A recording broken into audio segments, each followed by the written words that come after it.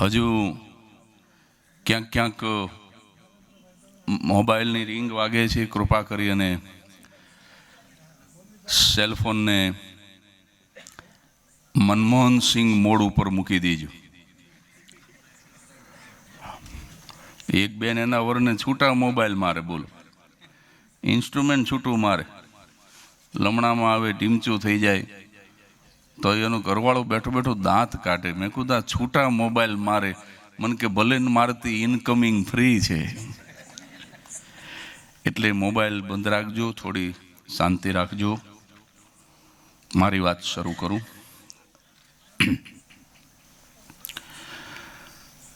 નમો હરિયંતાણમ, નમો સિદ્ધાણમ, નમો આયર્યાણમ, નમો વજ્જાયણમ, નમો લોય serve સાહુણમ.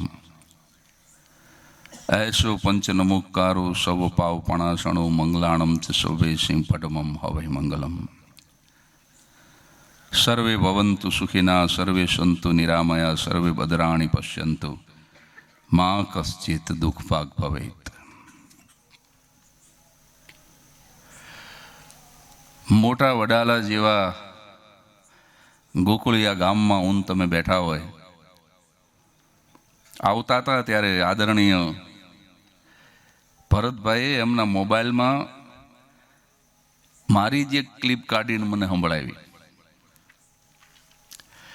એ કવિતાથી મારી વાતની શરૂઆત કરવી છે મારે. કારણ કે ગામડાનો સીધો સંબંધ ગાય સાથે.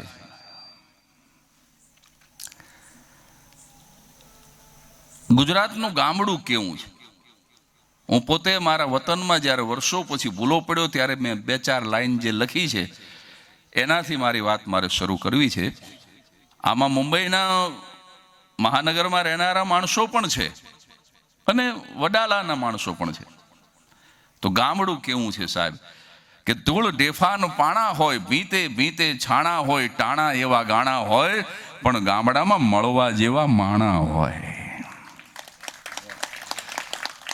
હવે ગામડાનો માણસ મળવા જેવો છે એટલે એનો અર્થ એવો કે મુંબઈનો માણસ મળવા જેવો નહીં, એવું નથી. મારા કલાગુરુ પદ્મશ્રી શાહબુદ્દીન સાહેબે વર્ષો પહેલા બહુ સરસ ડેફિનેશન આપી છે. ગામડાની અને શહેરની સંસ્કૃતિના તફાવતને એક જ વાક્યમાં એમણે બરાબર સમજાવી દીધો કે શહેરની સંસ્કૃતિ અને ગામડાની સંસ્કૃતિમાં બહુ ઓછો તફાવત છે. શહેરનો માણસ એમ વિચારે કે ભેગું કરીને જીવાય, જ્યારે ગામડાનો માણસ એમ વિચારે કે ભેગા થઈને જીવાય. બસ આટલો જ આ બે સંસ્કૃતિમાં તફાવત છે. ભેગા થઈને જીવવાની સંસ્કૃતિ ગામડું. પછી તમે ન્યુયોર્કની અંદર ભેગા થાઓ ને બધાય, તો સાહેબ ગામડું હજી તમારા હૃદયની અંદર ધબકે છે. એનો અર્થ એવો થયો, ધૂળ ઢેફાન પાણા હોય, ભીતે ભીતે છાણા હોય. આ ભીત ઉપર છાણા તમે અહીંયા વડાલામાં તો જોયા જ હોય. યુરોપિયન આવ્યો તો તરણેતરના મેળામાં ભીત ઉપર છાણા જોઈ ગયો. મને કે તમારા દેશમાં માણા તો ડિસિપ્લિન વાળા પણ ઢોરાય ડિસિપ્લિન વાળા.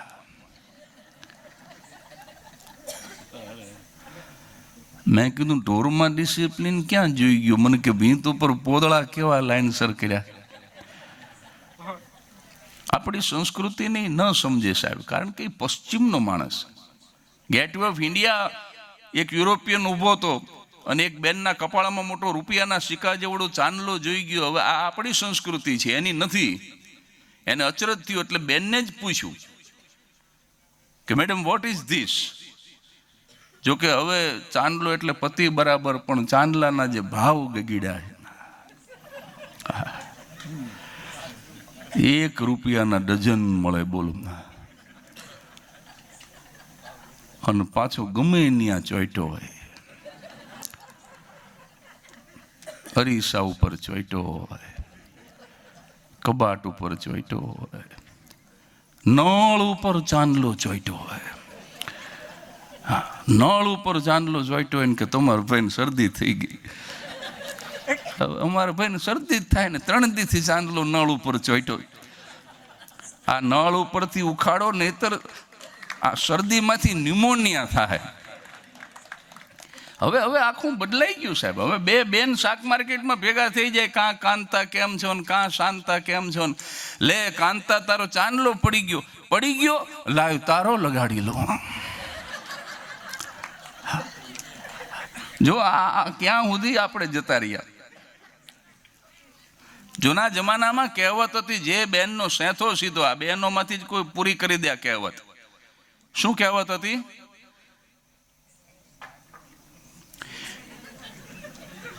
ખૂબ જાણીતી કહેવત, જે બેનનો સેંથો સીધો એનો ધણી સીધો. આ વડીલોને ખબર છે. હવે અડધે સુધી સીધો જાય પછી ડ્રાઈવર છે.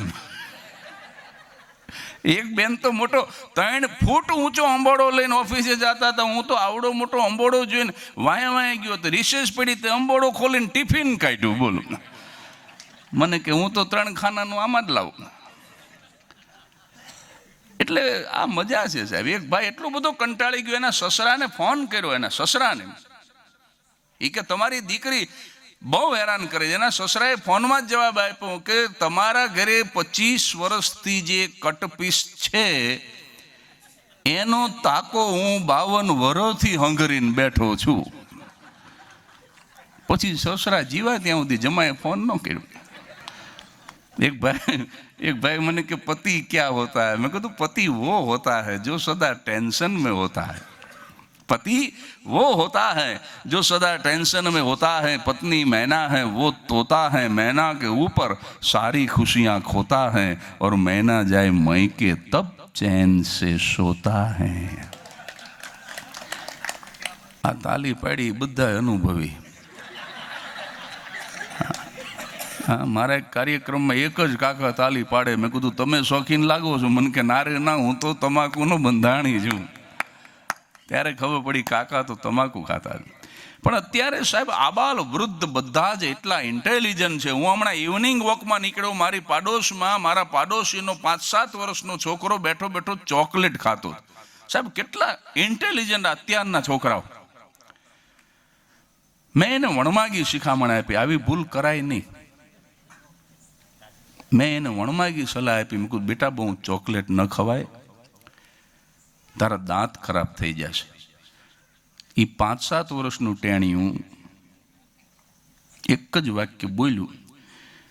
મને કે મારા દાદા 105 વર્ષ જીવા.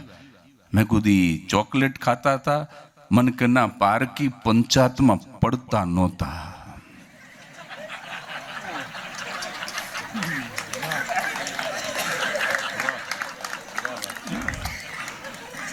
મને કે ચોકલેટ મારી, દાંત મારા.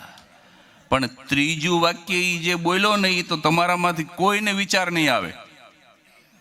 મને કે ચોકલેટ મારી, દાંત મારા, હું મારા બાપનો. મને કે 3માંથી ક્યાંય તમારું ઇન્વેસ્ટમેન્ટ ખરું?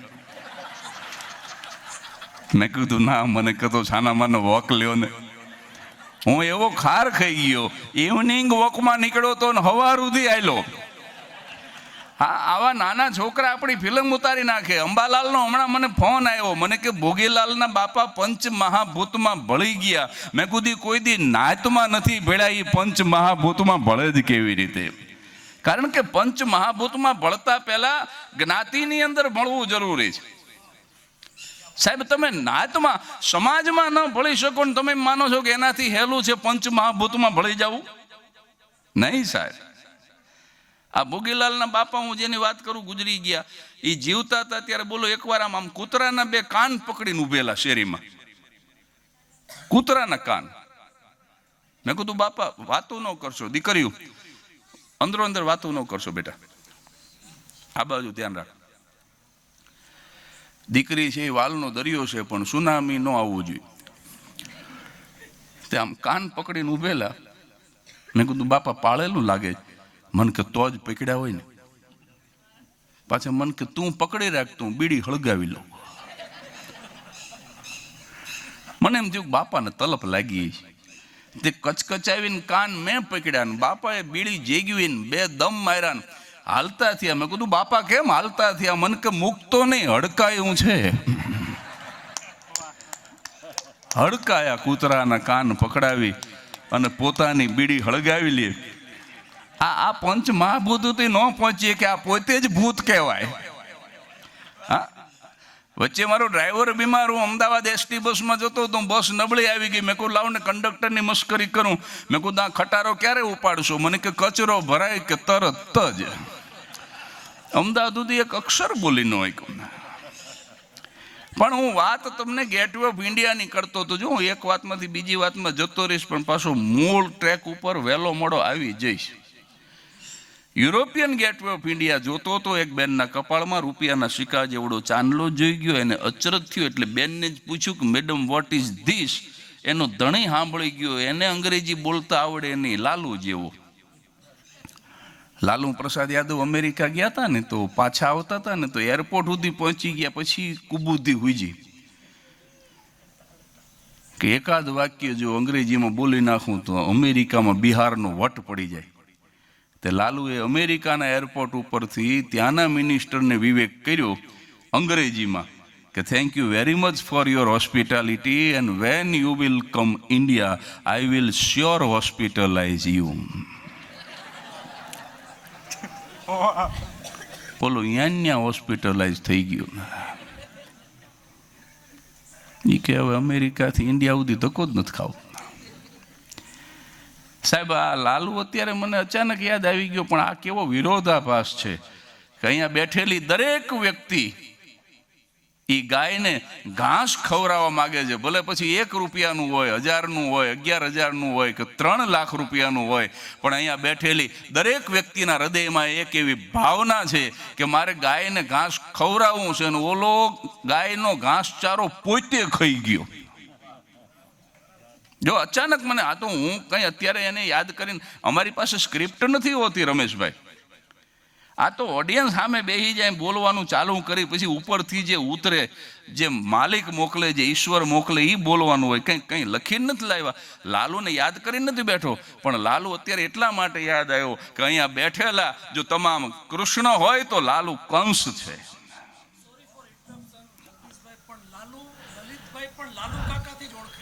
હા હા, ના પણ એ આ લાલુની વાત નથી. આ બે નામમાં કેટલો તફાવત છે. Yes yes, you are right, you are right કે જો નામ સરખા હોય તો પણ સ્વભાવ સરખો નથી હોતો. એ બાત હા. લલિત કાકા લાલુ કાકાથી ઓળખાય, અને ઈ લાલુ કાકા પોતે ભૂખા રહીને પણ ગાયને ભૂખી નથી રહેવા દેતા. આ નામ ગમે તે હોય, રાશિ એક હોય એનો મતલબ એવો નથી સ્વભાવ હરખો હોય. કંસ અને કૃષ્ણની રાશિ એક છે, રામ અને રાવણની રાશિ એક છે, ઓબામા અને ઓસામાની રાશિ એક છે, પણ ત્રણેય તમે જુઓ એકબીજાના કટ્ટર દુશ્મન હતા. નહીં તો રાશિ તો એક જ હતી. સ્વભાવ એક નો હોય, રાશિ એક હોય તો. જગદીશ ત્રિવેદી હોય ને જગા ડાકુ હોય.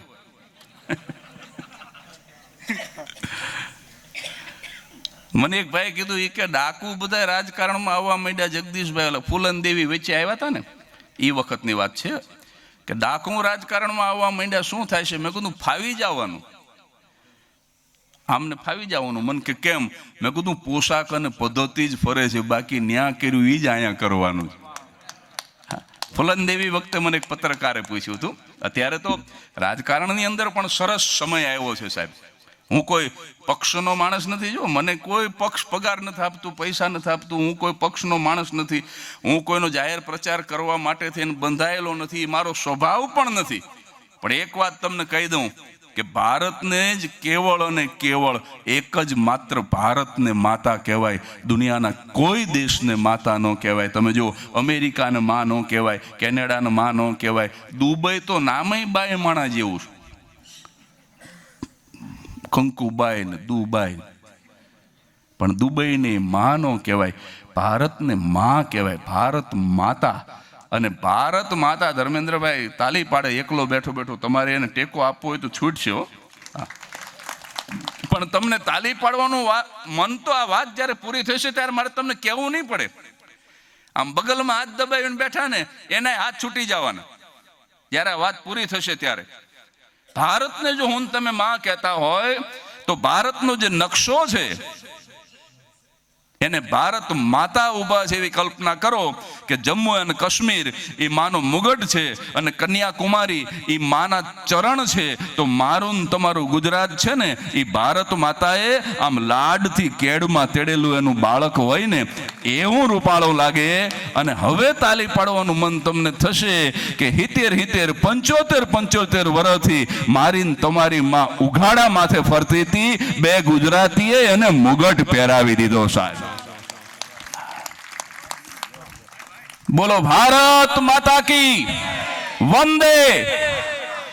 કારણ કે ગાય જેમ આપણી માય છે, ગાવડી જે રીતે આપણી માવડી છે, આપણી જનેતા જે 9 મહિના સુધી ઉદરમાં રાખી અને અમૃતથી ઉજળા ધાવણ દવડાવીને મોટા કરે છે, એ જો મારીને તમારી માં હોય તો એવી ત્રીજી મારીને તમારી માં એ માતૃભૂમિ છે સાહેબ, મારો ને તમારો દેશ છે. આ 370ની કલમ જે હટાવી ને સાહેબ, એના માટે એક બાર તાલી તો બનતી હે. આપણે કંઈ કોઈનો પ્રચાર કરવા માટે નથી નીકળ્યા અને અત્યારે ચૂંટણીનો માહોલ નથી, પણ વચ્ચે યાદ આવી ગયું. મેં કીધું સ્ક્રિપ્ટ નથી અને આ ભાઈ બોલ્યાનો તો મને યાદ ન આવે. આ તો લાલુ કાકાનું કીધું એમાંથી મને ઓબામા ને ઓસામા ને એમાં બધું હું તો ઊંડો ઉતર્યો પાછું. અને આવું વચ્ચે બોલતા રહેજો સાહેબ. તમારી કોઈ ફરમાઈશ, તમારી કોઈ કોમેન્ટ, તમારી કોઈ વાત, આપણે સંવાદ કરવા બેઠા છીએ. હું બહુ જ્ઞાની છું ને તમને જ્ઞાન આપવા આવ્યો છે એવી વાત નથી સાહેબ. તમારામાં મારા કરતાં બુદ્ધિ જાજી છે. કદાચ 2 વાત તમારી અહીંથી લઈને જવું તો બીજે બોલવામાં કામ આવે. એટલે સંવાદ કરતા રહીશું સાહેબ આપણે. એટલે ઓલા યુરોપિયને બેનને પૂછ્યું કે મેડમ વોટ ઇઝ ધીસ? એનો ધણી સાંભળી ગયો ને લાલુ પ્રસાદ યાદવ જેવો અંગ્રેજી બોલતા આવડે નહીં તો બોલવા જોઈ ચાંદલો એટલે પતિ બરાબર ઈ વચ્ચે પીડ્યો. ઈ કે ધીસ ઇઝ મી. કપાળમાં ચોઈટોય હું છું. ઓલા યુરોપિયનને બહુ અચરજ થયું કે આ બેન હારે વાત કરું, આ દાઢીવાળો કોણ વચ્ચે પીડ્યો. વળી ઓલા બેનને જ પૂછ્યું મેડમ હુ ઇઝ ધીસ ગાય? ત્યાં તો ઓલા બેને યુરોપિયનને ફડાકો માર્યો, મારા બળદને તું ગાય કે? હી ઇઝ નોટ ગાય, હી ઇઝ બળદ.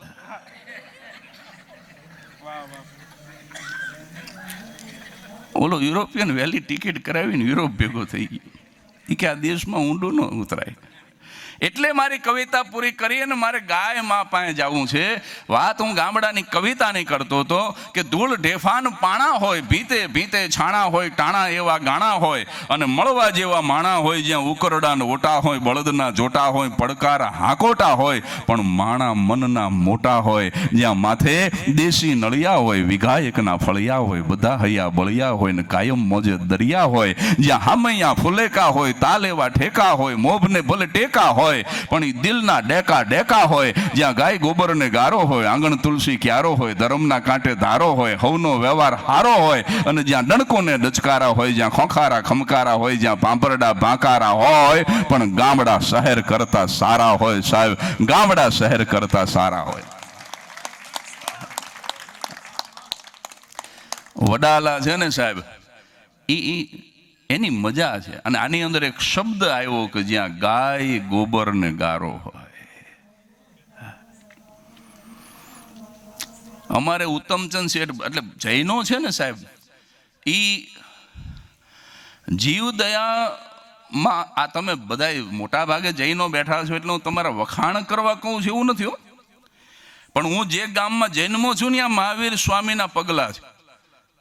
હું વઢવાણમાં જન્મો છું અને જીવદયાની અંદર જૈન સમાજ સાહેબ જેટલો સક્રિય છે, જેટલો ઊંડો ઉતરી ગયેલો છે, મને કહેવા દો કે દુનિયાના કોઈ સમાજે આટલી જીવદયા નથી રાખી જેટલી જૈન સમાજે રાખી. જૈન સમાજે જીવદયા માટે થઈને ખૂબ કર્યું. બધાય કરે, હિન્દુ સમાજ પણ કરે છે, બીજી કદાચ જ્ઞાતિઓ કરતી છે, પણ જીવદયાને પોતાનું બ્લડ ગ્રુપ બનાવ્યું જૈન સમાજે, પોતાનું બ્લડ ગ્રુપ સાહેબ. ગળથુથીની અંદર જીવદયા. જોકે આ રમૂજ માટે કહું, અમારા ઉત્તમચંદ શેઠ કથા સાંભળવા ગયા હતા. આ વિનોદ છે. ઉત્તમચંદ શેઠ કથા સાંભળવા ગયા, એમના દીકરાને તારાચંદ ને દુકાને ગરાગી વધી ગઈ એટલે વાણોતરને કીધું કે કથા તો 9 દી સુધી હાલવાની, બાપાને તેડી આવ્યા, અહીંયા ગરાગની ઝાકાઝીક બોલે. તે પંખા વગરની સાયકલ લઈને વાણોતર દોડ્યો અને કથાના માંડવે ગામમાં આવા બાપજી જેવા કોઈ સંન્યાસીએ કથા બેહાડેલી. તે કથાના માંડવે પહોંચ્યો ને મંડપની બહાર ઘોડી ચડાવી પંખા વગરની સાયકલને. બાપાને એ ટોળામાંથી બાવડું ઝાલીને સાયકલ ઉપર બેહાડીને સાયકલ મારી મૂકી. પણ એ 2-5 મિનિટની ઘટનામાં ઓલો જે અભણ વાણોતર હતો, વાણોતર, એના કાને કથાકારના મોઢામાંથી એક નીકળેલો શબ્દ, એક વાક્ય એના કાને બરાબર પડ્યું કે ગાયના રૂવાડે રૂવાડે ઈશ્વરનો વાસ છે. અને વાત બહુ સાચી છે સાહેબ. ગાયમાં ને ભેંસમાં તફાવત છે. ભેંસ એટલી પવિત્ર નથી જેટલી ગાય પવિત્ર છે સાહેબ. ગાયના ગોબરથી માંડી, ગાયના મૂત્રથી માંડી, ગાયના દૂધ સુધી જો કોઈ પવિત્ર પ્રાણી હોય તો કેવળ અને કેવળ ગાય છે સાહેબ. ગાયના ગોબરથી વધારે વિશેષ પવિત્ર કશું ન હોઈ શકે.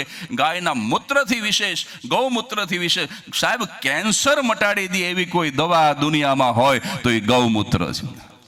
અને કોરોનાની અંદર મેન તમે જોઈ લીધું, જે ગાયોની સૌથી વધુ નજીક રહ્યા, જેને સતત ગાયોનો સ્પર્શ કર્યો, જેને ગાયનું દૂધ પીધું અને ગાયની વધારે નજીક રહ્યા ને સાહેબ, કોરોના એનું કાંઈ બગાડી નહોતો શક્યો. કોઈ દિવસ એક પણ વખત પોઝિટિવ નથી થયા જેને ગૌશાળાની અંદર સતત સેવા કરી છે. આ આપણે કોરોનામાં જોઈ લીધું. આ ગાય છે. જોકે વચ્ચે કોરોનાની વાત કરી દઉં, પછી આપણે તલકચંદ શેઠને દુકાને લઈ જઈ. આપણે કંઈ ઉતાવળ નથી. ભલે વાણોતર ઘડીક સાયકલ ફેરવતો. કોરોનામાં ઓલું લોકડાઉન હતું ને, તેમાં મારો દરવાજો કોઈ ખખડાવે. મેં કીધું અત્યારે કોઈ બહાર ન નીકળી શકે અને આ ધડાધડ આ દરવાજો કોણ ખખડાવે? તો હું આમ ફળિયામાં આવ્યો ને તો બોલો એક કૂતરું બોલો માથા ભટકાડે મારા દરવાજે. એમાં અચાનક હું બહાર આવ્યો ને તો કૂતરાને બોલો વાચા ફૂટી, ગુજરાતીમાં બોલવા માંડ્યું કૂતરું. મને કે મોદી સાહેબને પૂછો ના લોકડાઉન ક્યારે પૂરું થાય છે. કૂતરું બોલો, કૂતરું મોદી સાહેબને ઓળખે બોલો. એ કે મોદી સાહેબને પૂછો ને આ લોકડાઉન ક્યારે પૂરું થાય. મેં કીધું પણ તારે વહેલું પૂરું કરીને કામ શું છે? પણ એનો જવાબ મને બહુ ગમ્યો. કૂતરું રોવા જેવું થઈ ગયું કે અમારી પેઢી પછી હાવ કડવાનું ભૂલી જાય. આ બહુ લાંબુ હાલ્યું ને તો અમારો રિયાજ છૂટી જાય. એક કાકા હેર કટિંગ સલૂનમાં ગયા ને, વાણંદે પૂછ્યું કેવડા વાળ રાખું? તો કે તારા કાકીના હાથમાં ન આવે એવડા કરી દે. કારણ કે એની પીડા હતી, આ કૂતરાની પીડા હતી. એ કે અમે કડવાનું ભૂલી જાઉં. અને એક વીટનો પ્રકાર છે અમારે શાહબુદ્દીન સાહેબ જે કહે છે ને કે જે જોક સમજવા માટે તમારે મગજ અવશ્ય દોડાવવું પડે અથવા તો તમારી ખોપડીમાં મગજનું હોવું ફરજિયાત છે. એ જોકને WIT વીટ કહેવાય. એ કૂતરું જાતા જાતા એટલું કહેતું ગયું, એ કે ભાઈ તમે બહાર ન નીકળો તો કંઈ નહીં, પણ કમસે કમ વ્હીકલ તો બહાર મૂકો.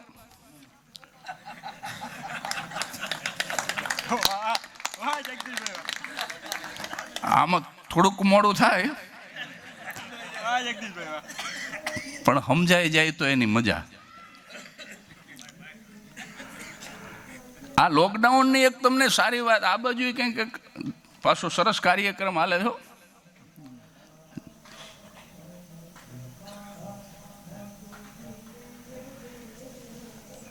એ મોજ કરે છે આપણી જેમ. એટલે કંટાળી ગયેલા લોકડાઉનમાં આપણે ઉત્તમચંદ શેઠને લઈ જઈએ. પણ વચ્ચે એક સરસ વાત સત્ય ઘટનાની કહી દઉં. હું ને મારા પત્ની એકલા, દીકરો કેનેડા, ઘરમાં કોઈ નહીં. કંટાળી ગયેલા લોકડાઉનમાં મેં કીધું હવે એકાદું ફિલ્મ જોઈ. કીધું ને તો આમાં ગાંડા થઈ જઈશું. ઇરફાન ખાનનું લંચ બોક્સ જોયું એક દી રાત્રે. 9 વાગે ચાલુ કર્યું, 12:30 પૂરું થયું. અમે હુતા. બીજા દિવસે સવારે જ્યાં મોબાઈલ ખોલ્યો અને બદનસીબ સમાચાર સાહેબ, બીજા દિવસે સવારે ઇરફાન ખાન ઇઝ નો મોર. મને બહુ દુઃખ થયું કે આવો સારો અભિનેતા જન્નત નસીબ થઈ ગયો. કારણ કે હું બેઝિકલી નાટકનો માણસ, હાસ્યમાં તો મને મારા ગુરુ લઈ આવ્યા. હું તો નાટકો લખતો ને ભજવતો, એટલે આવો એક્ટર જાય તો દુઃખ થાય. એટલે બીજે દિવસે થોડોક હું ઉદાસ હતો. મેં કીધું એવું કાંઈક હળવું ફિલ્મ જોઈ, આમ હલકું ફૂલકું હાવ, તો ઉદાસી જતી રહી. એટલે next day, very next day, Rishi Kapoor સાહેબનું પ્રેમ રોગ જોયું.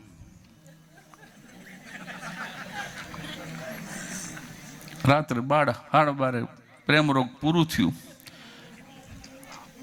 અને અમને નીંદ રોગ લાગ્યો. 12:30 હુતા. સવારે જ્યાં મોબાઈલ ખોલ્યો ને સાહેબ ધડ દેને સમાચાર આવ્યા કે ઋષિ કપૂર સાહેબ આ ફાની દુનિયા છોડીને જતા રહ્યા. સાહેબ તકલીફ ત્રીજે દી થઈ. મારી ઘરવાળી કે હવે આજ લગ્નનો વિડીયો ચડાવો. ધર્મથી લગ્નની ડીવીડી બગલમાં દબાવી નાખો દી ફેર્યો. બાથરૂમમાં જવું તો એમાં લેતો જો, આ ક્યાંક ચડાવી ન દે. કારણ કે આને જેણે જેણે જોયા એ ગયા. આ કોરોના જેવી ગંભીર બીમારી, આનાથી ગંભીર કાંઈ હોય ન શકે. એમાંથી અમે જો કેવું હાસ્ય કલાકારો હાસ્ય શોધી લઈ છીએ, બીમારીને હળવી કરવા, દુઃખને હળવું કરવા. હા, અરે એનાથી નવું કહું હજી. આમાં શું છે, આ બધી ધીરજની વાત છે. આમાં અમારું જે છે ને સાહેબ, હમણાં આ બાપા આવ્યા, મને કે તમારી પેટી ક્યાં, તબલા ક્યાં? મેં કીધું પેટી તબલા વગર 86 વર્ષ નીકળી ગયા, હવે 14 જ બાકી છે અને હવે પેટી તબલાની જરૂર નથી. આ પેટી તબલા વગર મારા ગુરુએ 54 વર્ષથી ગુજરાતીઓને હસાવ્યા. આ 54મું વર્ષ ચાલે છે. હસાવવા માટે 54મું, એમનું 85મું. 54 વર્ષથી તો હસાવે છે. આમાં કેટલા એવા છે 54 વર્ષના નહીં હોય.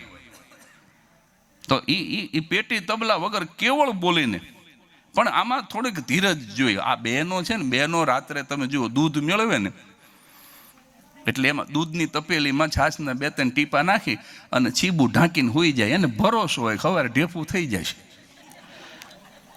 અને થઈ જ જાય. જો ભરોસો ન રાખે અને 15 મિનિટે, અડધી કલાકે ઊભા થઈને આમ છીબું આગું કરીને આંગળીનો ગોદો મારે કે જામ્યું કે નહીં, જામ્યું કે નહીં, જામ્યું કે નહીં, તો સવાર સુધી ન જામે. એમ તમે એક વખત ભરોસો રાખીને બેસી જાઓ તો અમારી પાસે સાહિત્ય, હાસ્ય, મોટિવેશનલ વાતો, કવિતા, અધ્યાત્મ, આ બધું જ અમારી સમજણ પ્રમાણે ગુરુની કૃપાથી, મા બાપના આશીર્વાદથી જે કંઈ સાહેબ 72 પુસ્તકો હું લખી શક્યો મારી જિંદગીમાં. અને out of 72, 6 was awarded by government of Gujarat. અને 3 વખત મેં PhD કર્યું, ટ્રિપલ ડોક્ટરેટ લીધું. આ કોઈ અહમની અભિવ્યક્તિ માટે નથી બોલતો, પણ મારા નાના બાપુ જેમણે મને પુસ્તકો લખવાની પ્રેરણા આપી, મારા સાહિત્ય ગુરુ હતા. એ 84માં ગુજરી ગયા. એટલે મારા સાહિત્ય ગુરુને શ્રદ્ધાંજલિ આપવા મેં રાજકોટની સૌરાષ્ટ્ર યુનિવર્સિટીમાંથી દેવશંકર મહેતાની નવલકથાઓ પર PhD કર્યું. પછી બીજું PhD મારા કલાગુરુ, કે આજે જે કંઈ દેશ અને દુનિયામાં ફરું છું એ શાહબુદ્દીન રાઠોડ સાહેબના આશીર્વાદથી ફરું છું. તો એમને ભાવાંજલિ આપવા માટે મેં ગુજરાત વિદ્યાપીઠમાંથી શાહબુદ્દીન રાઠોડ ઉપર PhD કર્યું. અને ત્રીજું ને છેલ્લું PhD મારા ધર્મગુરુ પૂજ્ય મોરારી બાપુ, મેં સિયુસા યુનિવર્સિટી વઢવાણમાંથી મોરારી બાપુ ઉપર ત્રીજું PhD કર્યું. મારે તો ચોથું કરવું હતું, પણ પછી મારા ઉપર કરવા માંડ્યા માણા. મારા ઉપર PhD 2 વિદ્યાર્થી કર્યું. પછી હું આગળ ન ભણી શક્યો, મારી ઈચ્છા અધૂરી રહી. હવે નહીં ભણાય. એટલે કહેવાનો મારો અર્થ એ છે કે કંઈક રિયાઝ કરીને, કંઈક વાંચીને, કંઈક વિચારીને, કંઈક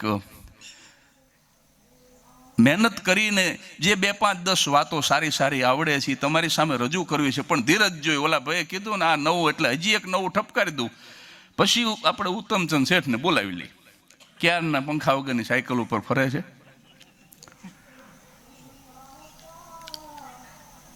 બહેનો છે ને, એ આમ જોઈને ચાન્સ મળે ને એના હસબન્ડનો મોબાઈલ ચેક કરવાનો, તો એક પણ ચાન્સ ચૂકતા નથી.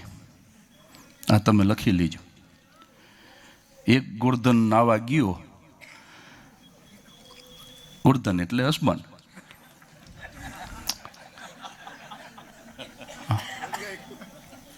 અને મોબાઈલ પડેલો અને એનો પાસવર્ડ આવડતો હોય છે ને ભાઈ ખોલ્યું અને પેલું જે લિસ્ટ હોય ને નંબર સેવ કરેલા હોય એ ધડાધડ મંડી જોવા ઘરવાળી કોલો નીકળે એ પહેલાં જોઈ લેવું કે આમાં કોઈ અમારા કુળના કોઈ છે કે નહીં આમાં. અને સાહેબ એમાં એક નંબર ઈ બેન વાંચી ગયા, બોલો કોરોના લખીને સેવ કરેલો, કોરોના. એને એમ પડ્યો કે આ નક્કી કરી ના હોવી જોઈએ.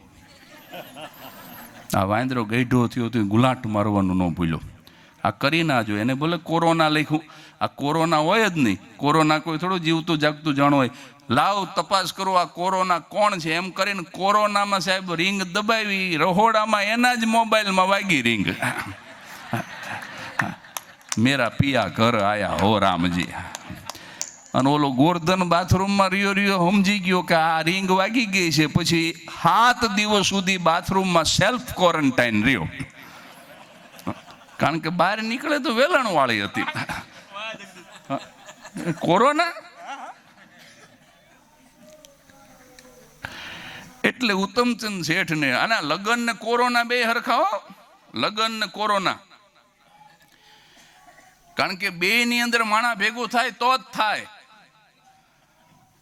બેમાં લગ્નમાં માણા ભેગું કરવું પડે. અમારે સોસાયટીમાં માણા ભેગું નથી થવાનું એવું નક્કી કરવામાં અમારે 150 ભેગા થઈ ગયા. માણા એ ભેગું ન થવું એનો ઠરાવ કરવામાં 150 જણાએ સહી કરી. મેં કીધું તમે જુઓ તો ખરા, આ ભેગા નથી થવા માટેનો ઠરાવ 150. એટલે કોરોના અને લગ્નમાં પહેલું સામ્ય એ છે કે બેમાં માણા ભેગા થાય તો જ થાય. બીજું સામ્ય એ છે કે બે હાથ મિલાવાથી થાય. વર અને કન્યાનો હસ્તમેળાપ થાય તો જ લગ્ન થાય. કોરોનામાં પણ તમે શેક હેન્ડ કરો, નજીક જાઓ, અડો તો જ કોરોના થાય. બે હાથ મેળવવાથી થાય. અને ત્રીજું સામ્ય એ છે બેમાં જાન જાય. બોલો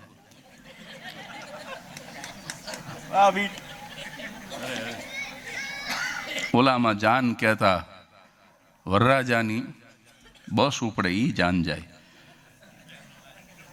અને આમાં દર્દીની જાન જાય, જીવ જાય. પણ એક કિસ્સો હું તમને કહી દઉં સાહેબ, 1 જ મિનિટની અંદર. આ કિસ્સો કહેવા માટે થઈને 1/2 કલાક જોઈ, અને 1/2 કલાક સુધી જો આને વળ ચડાવી તો સ્વાભાવિક છે કે આમાંથી 80%ની આંખમાંથી આંસુ આવે. પણ એવો સમય નથી, એટલે માત્ર 2 જ મિનિટમાં 1/2 કલાકની વાત હું કહી દઉં. પેરિસ ફ્રાન્સમાં બનેલી સત્ય ઘટના. 82 વર્ષના એક યુરોપિયનને દાખલ કર્યો. ઓક્સિજન દિવસે દિવસે એનું લેવલ ઘટતું જતું હતું. ત્યાંનો જે સ્ટાફ હતો એને કીધું કે ચિંતા ન કરશો, તમને ઓક્સિજન ઉપર વેન્ટિલેટર ઉપર લઈ જવા પડશે પણ તમને બચાવી દઈશું, પણ 1 દિવસનો ખર્ચ 5600 યુરો તમારે આપવાનું થશે.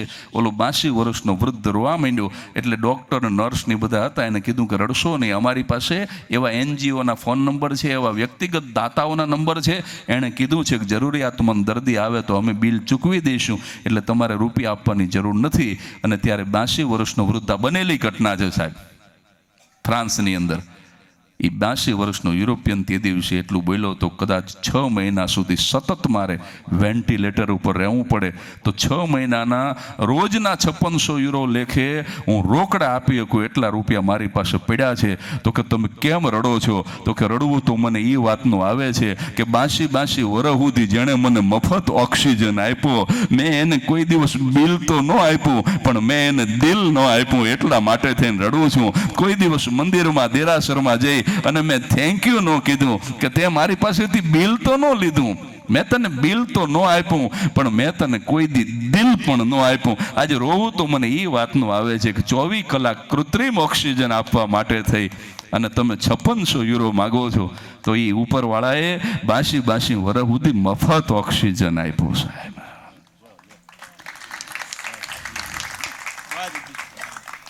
આ જે તમામ વૃક્ષો છે ને, વૃક્ષ વાવવાનો મહિમા એટલા માટે રમેશભાઈ ઠક્કર સદભાવનાનો પ્રચાર પ્રસાર સતત કરતા રહે છે, વિજયભાઈનું. એ એટલા માટે કારણ કે એ વૃક્ષનો મહિમા સમજે છે રમેશભાઈ. કારણ કે આ વૃક્ષ છે ને એ આપણને આપણો કાર્બન ડાયોક્સાઇડ લઈ લે અને ઓક્સિજન આપે છે. ઓક્સિજન માટે ગુજરાતીમાં શબ્દ છે પ્રાણવાયુ. આપણી ભાષા જેવી તો સમૃદ્ધ કોઈ ભાષા નથી. પ્રાણવાયુ, આ પ્રાણવાયુ આપે છે ઝાડવા. ઝાડવા પોતે રે પોતાના ફળ નથી ખાતા, ઉપકારી એનો આત્મા, અને આ ગાવડી પોતે રે પોતાનું દૂધ નથી પીતી, ઉપકારી એનો આત્મા. સાહેબ, આ ઝાડવા અને આ ગાવડી, આ બે તત્વને હું તમે બચાવી લઈ સાહેબ, તો પ્રકૃતિની અંદર બીજું કાંઈ કરવાની જરૂર નથી. પણ એ ઝાડવા જે રહ્યા ને એમાં તે તમે જોજો, રાત્રે ઓક્સિજન નથી આપતા.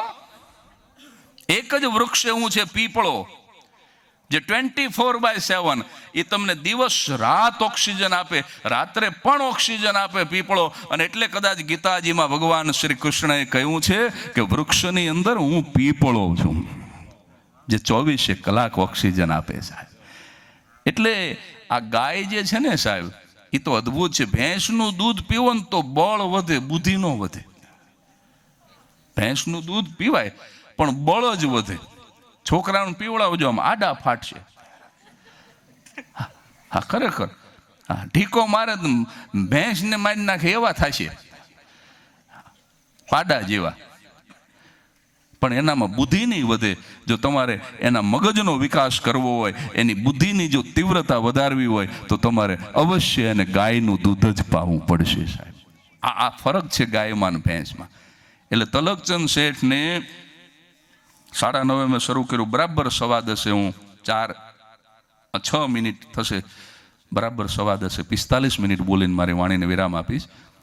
તો તલકચંદ શેઠને સાયકલ ઉપર બેહાડીને વાણોતરે ઉપાડ્યા. એક જ વાક્ય એના કાને પડેલું કથાકારના શ્રી મુખેથી કે ગાયના રૂવાડે રૂવાડે ઈશ્વરનો વાસ છે. અભણ વાણોતરો. અને શેઠ તો 60 વર્ષથી કથા સાંભળતા હતા. 80 વર્ષના 20 વર્ષની ઉંમરથી આ સત્સંગ લાગેલો. પણ જેવા શેઠને લઈને વાણોતર દુકાને આવ્યો અને શેઠને ઉતાર્યા અને આમ સાયકલને ઘોડી ચડાવી, એમાં ઉત્તમચંદ શેઠનું ધ્યાન ગયું ભરતભાઈ. એક ગાય ક્યાંકથી આવી અને બાજરાની ગુણમાં મોઢું નાખ્યું. અને ઉત્તમચંદ શેઠ સાહેબ 80માંથી 18 વર્ષના થયા. હાથમાં લાકડી તો હતી જ, હળી કાઢ્યો અને ગાયને હવળી મીંડા મારવા. વાણોતર ઘોડી ચડાવીને દોડ્યો સાયકલની. હા હા હા હા શેઠ, હજી હમણાં ઓલા કથાકાર બોલ્યા કે ગાયના રૂવાડે રૂવાડે ઈશ્વરનો વાસ છે, ત્યારે શેઠે કીધું બસ એટલી વારમાં જ પલળી ગયો. એક જ વખત સાંભળ્યું ને પલળી ગયો. આ મારી સામે જો 60 વર્ષથી કથા સાંભળું છું તોય કથાને હજી અડવા દીધી નથી. એટલે એક આવોય સમાજ હોય કે 60 વર્ષથી કથા સાંભળે અને છતાંય પોતાના આચરણની અંદર કંઈ ન ઉતારે. અને એક એવો પણ સમાજ છે સાહેબ કે જે એક જ વખત સાંભળે અને આજીવન એને પોતાનું જીવન મંત્ર બનાવી દે સાહેબ. એટલે અહીંયા એવા જે બેઠા છે કે જે એક જ વખત ગાયના મહાત્મ્યને સમજે, એક જ વખત જે ગાયની પવિત્રતાને સમજે, એ પછી ગાયની સેવાને પોતાનું જીવન બનાવી દે. એવા ગાયની સેવાની પાછળ સમગ્ર જીવન વ્યતીત કરનારો સમાજ અહીં સામે બેઠો છે. આ બાપુ ક્યારેય અમને મળ્યા નથી. એમને કીધું ને આજે ભગવાને ભેટો કરાવી દીધો, પણ હું રાજી બહુ થયો. મને એમણે કીધું ને કે મારી પોતાની ગૌશાળા છે અને 100 ગાવડીની હું સેવા કરું છું, ત્યારે મને એમ થયું કે આ ખરેખર વંદનીય છે. આ શરીર ઉપર ભગવું લુગડું શોભે એવું શરીર કહેવાય. કે જે 100 ગાયની સેવા કરે. મને કે પાછી ગાયો બધી એવી નથી કે જે દૂધ આપે. મને કે 4 કે 5 ગાય હશે એવી કે જે આપણને દૂધ આપે, બાકી તો કેવળ અને કેવળ સેવા જ કરવી પડે એવી ગાયો. એ આ સંન્યાસી જ્યારે આ ગૌ માતાનું ઋણ જ્યારે ચૂકવતા હોય, આખાય સંસારની માયાને છોડી દીધા પછી, તમામ તાંતણા તોડી નાખ્યા પછી, ગાયની સેવાનો તાંતણો સંન્યાસી પણ તોડી શકતા નથી સાહેબ. તો તમે તો સંસારી છીએ. આપણી તો પહેલી ફરજ બને છે કે આપણે ગાય માતાની સેવા. આમને પોતાની માતાની સેવા કરવાની હવે જરૂર નહીં. પોતાનો પરિવાર નથી એટલે પોતાના ભાઈનું હોય, પુત્રનું હોય, પત્નીનું હોય, માતાનું હોય, પિતાનું હોય, પોતાનું કોઈ જ ન હોય. તમામ તાંતણા તોડીને જે બેઠા છે એ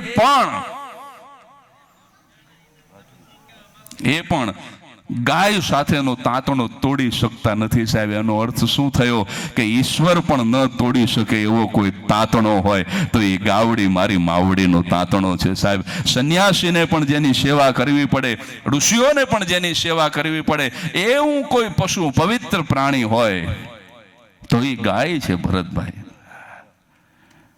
એટલી તો જેટલી સેવા કરી વિજયભાઈ એટલી ઓછી છે. એટલે અહીંયા હું આવી શીખ્યો. હજી 2 મિનિટ બચી. 2 મિનિટમાં શું બોલું હવે ઝડપથી? એક નાનકડો દાખલો આપી દઉં 2 મિનિટમાં. દાનનો મહિમા થઈ જાય. હા, વાહ દોસ્ત વાહ, જીઓ જીઓ, શાબાશ. હા, અહીંયા જેટલા રૂપિયા આવશે ને એટલા રૂપિયા ભાઈડો હું નાખીશ. એટલા ને એટલા હું નાખીશ. હાલો હાલો થઈ જાવ ભાઈડા. બરાબર. મારા પ્રદાન વિશે કાંઈ નથી ભાઈ. મને 50 વર્ષ પૂરા થયા 12મી ઓક્ટોબર 2017ના દિવસે. અત્યારે 55 વર્ષનો થયો હું. હા, 55 વર્ષ ને 3 મહિના. પણ આજથી 5 વર્ષ ને 3 મહિના પહેલાં મને 50 વર્ષ પૂરા થયા. તે દિવસે એક મેં સંકલ્પ કર્યો નાનો એવો. 3 નાનકડી પ્રતિજ્ઞા લીધી કે જીવું ત્યાં સુધી સફેદ વસ્ત્ર પહેરીશ. બીજી પ્રતિજ્ઞા, જીવું ત્યાં સુધી વાળ કાળા નહીં કરું. અને એવી જ નાનકડી ત્રીજી પ્રતિજ્ઞા એ લીધી કે જીવું ત્યાં સુધી દેશમાં અને દુનિયામાં, પરદેશમાં પણ જ્યાં સુધી શરીર ચાલે કાર્યક્રમો કરતો રહીશ, પણ હવે કાર્યક્રમનો એક પણ રૂપિયો ઘરે નહીં લાવું.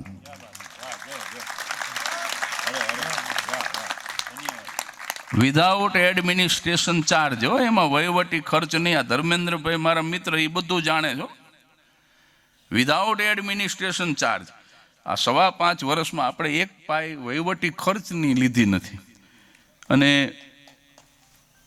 બહુ વિનમ્રતા સાથે જણાવું, મને સંકોચ સાથે જણાવવા ભાઈ બોલ્યા એટલે કે આ 5.5 વર્ષમાં 8 સરકારી શાળા પાયામાંથી ચણીને સરકારને દાનમાં આપી.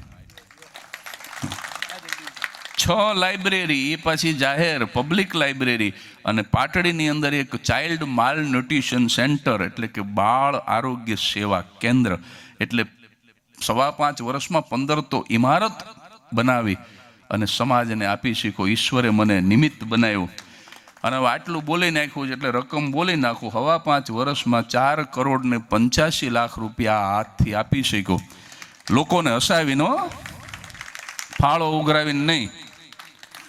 આવી રીતે ઉજાગરા કરી. ઓલા બેન બગાસું ખાતા હોય તો એમને દાંત કઢાવી અને એ રીતે પ્રેમથી પૈસા લઈ. ભરતભાઈના દીકરાની દીકરી છે ને, આનંદ કરો છો બેટા. આ રીતે લોકોને હસાવીને પ્રેમથી પૈસા લઈ અને એ પૈસા આ રીતે આપી શીખો. એ મારા ગુરુના આશીર્વાદ છે, મારા મા બાપના આશીર્વાદ છે, ઈશ્વરના આશીર્વાદ છે. બસ વિશેષ કશું નથી કહેતો. પણ 1 મિનિટનો દાનનો દાખલો, 1 મિનિટ બેસી જાઓ બાપા. દાનનો દાખલો 1 જ મિનિટમાં આપીને વાત પૂરી કરું. એક બાપ દીકરા વચ્ચે કાયમ ઝઘડો થાય. આ બધા દાતાઓ સાંભળી લેજો. આ એક જ દાખલો બસ. આ મોજાવાળો એટલો બધો મારો દાખલો અત્યારે વાયરલ થયો છે આખી દુનિયામાં. હા, બાપ અને દીકરા વચ્ચે એક જ બાબતમાં ઝઘડો થાય. બાપા વાદળી રંગના કાણાવાળા મોજા પહેરી લે. 15 દી 20 દી થાય ને કાણાવાળા પહેરે ને વળી છોકરો કહે બાપા હવે તો આપણી પરિસ્થિતિ સારી થઈ ગઈ, આપણે ગરીબ બતાવી. તેદીની વાત જુદી. હજી હમણાં હું 12 નવા લઈ આવ્યો મેગા મોલમાંથી. કાણા વગરના પહેરો. ઓલો કઢાવી નાખે ને બાપા વળી 15-20 દી થાય ને તો એ કાણાવાળા જ ઉપાડે. હવે આવું લગભગ 8-10 વખત બીનું બગડાટી બોલે બાપ દીકરા વચ્ચે. વળી ઓલો કાણાવાળા કઢાવી નાખે. એમાં એક દિવસ પિતાએ, આ પણ પ્રસંગ લાંબો છે, 2 જ મિનિટમાં પૂરો કરી દઉં. એક દિવસ પિતાએ પુત્રને બોલાવીને કીધું કે બેટા, મને એવું લાગે છે કે મારો અંતકાળ હવે નજીક છે. કે એવું ન બોલો કે ના. દોરે ઘડી એક પલકો સાયાજી, અમને ડર રે લાગ્યો રે સોઈ દનકો. હવે એવું લાગે છે કે એ ઘડી નજીક છે. અને તું જો મારો દીકરો હોય ને તને જો મારા પ્રત્યે લાગણી હોય તો મારી એક અંતિમ ઈચ્છા પૂરી કરીશ. અરે દીકરો કે હું વેચાઈ જાઉં રાજકોટની બજારમાં, તમારી ઈચ્છા પૂરી કરવા માટે હું વેચાઈ જાઉં. પણ તમે એવું બોલો માં, તમે મરવાની વાત ન કરો કે ના હવે હું નહીં જીવું. તો કે તમારી ઈચ્છા ગમે એ હોય, મારે વેચી જવું પડે તો હું વેચી જઈશ, પણ તમારી ઈચ્છા પૂરી કરીશ, કારણ કે તમે રાત પાળી કરી કરીને અમારા દિવસોને તમે ઉજાળી દીધા. તમે પોતે ન ખાધું ને અમને ખવડાવ્યું, તમે ન પહેર્યું ને અમને પહેરાયું. તમારું ઋણ ન ચૂકવી શકું કે ના વેચાવું નહીં પડે. બહુ સામાન્ય ઈચ્છા છે. કે શું? તો કે જે વાદળી રંગના કાણાવાળા મોજા તને નહોતા ગમતા, બસ એક નાનકડી ઈચ્છા છે, હું ગુજરી જાઉં ને પછી મારા શબને, મારી નનામીને એ વાદળી રંગના કાણાવાળા મોજા પહેરાવીને વિદાય કરજે. બસ આ સિવાય મારે બીજું કાંઈ નથી જોતું. ઓલો દીકરો કે આવી ઈચ્છા? કે હા બેટા, આ એક ઈચ્છા પૂરી કરજે તારા બાપની, જો ખરેખર તું મને પ્રેમ કરતો હોય તો. અને સાહેબ એક જ અઠવાડિયામાં માત્ર 1.5 દિવસના તાવમાં બાપ ગુજરી ગયો. અને જ્યાં નનામી તૈયાર થતી હતી અને દીકરાને એ શબ્દો યાદ આવ્યા કે મારા પિતાએ વચન લીધું છે મારી પાસેથી, તો જે મોજા કાયમ કઢાવી નાખતો હતો તે દિવસે એ મોજા ગોતવા માંડ્યો કબાટમાં કે ઓલા કાણાવાળા મોજા ક્યાં, કાણાવાળા મોજા. અને વાદળી રંગના કાણાવાળા મોજા ગોતીને આવ્યો. અને બાપની નનામી તૈયાર થતી હતી, પિતાના શબને જ્યાં પહેરાવ્યા, અને ત્યાં તો જ્ઞાતિજનો આવ્યા, ભૂદેવો આવ્યા. કોઈ કે કીધું કે આ મોજા કોણે પહેરાવ્યા? કે મેં પહેરાવ્યા. કે કાઢી નાખ મોજા. કે કેમ? તો કે આ હિન્દુ જે આપણો ધર્મ છે, આપણા વેદાંત સનાતન હિન્દુ ધર્મની માન્યતા મુજબ માણસ જે સ્થિતિમાં પૃથ્વી ઉપર આવ્યો એ જ સ્થિતિમાં પૃથ્વી ઉપરથી જવો જોઈએ. જેવી એન્ટ્રી એવી જ એક્ઝિટ. એમાં કાંઈ જ ન ચાલે સાહેબ. કાઢી નાખ. ઓલો છોકરો કે મોજા તો નહીં કાઢો. અરે કે ત્યાં સુધી નનામી ન ઉપડે. તો કે ભલે જે થવું હોય થાય, મારા બાપની અંતિમ ઈચ્છા. બગડાટી બોલી સાહેબ, માણા ભેગું થઈ ગયું. અને બરાબર આ ઝઘડો જામ્યો. ત્યાં છોકરાના ફુવા 80-85 વર્ષના ટોપી પહેરેલીને, ધોતડીને, પોતડીને, હાથમાં લાકડીને, પાર્કિન્સનની બીમારીને ધ્રુજતા ધ્રુજતા આવ્યા. એક હાથમાં કવરને. એ કે તમે બધા ઝઘડો કરી લીધો? કે હા કરી લીધો. તો કે આનો બાપ મરતી વખતે મને કહેતો ગયો તો મળતા પહેલા કે હું ગુજરી જઈશ ને પછી મોજા હાટું બગડાટી બોલશે. આગમ ભાંખીને ગયો કે આનો બાપ.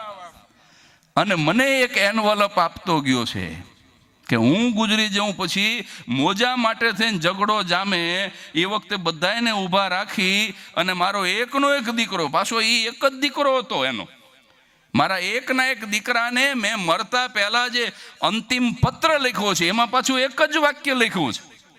પણ એ વખતે બધા હગાવાલાને ભેગા કરી અને બધાએ સાંભળે એ રીતે મારી નનામી પડી હોય અને ત્યારે આ કવર ખોલજો અને આ મેં લખેલો પત્ર વાંચજો. હવે જો તમે બાજી લીધું હોય તો મને હા પાડો તો હવે આ કવર ખોલું.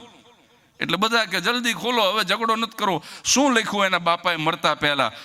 ફુવાએ કવર ખોલ્યું અને કાગળ કાઢ્યો તો મરતા પહેલા પિતાએ પોતાના એકમાત્ર પુત્રને ઉદ્દેશી અને એક જ વાક્ય લખ્યું હતું કે મારા વાલા દીકરા, કાણાવાળા મોજા પણ આ દુનિયા સાથે લઈ જવા દેતી નથી, માટે રૂપિયા આપતો રહેજે, ધર્માદો કરતો રહેજે, દાન દેતો રહેજે અને અનુમોદના પામતો રહેજે. ભારત માતા કી જય. વંદે માતરમ.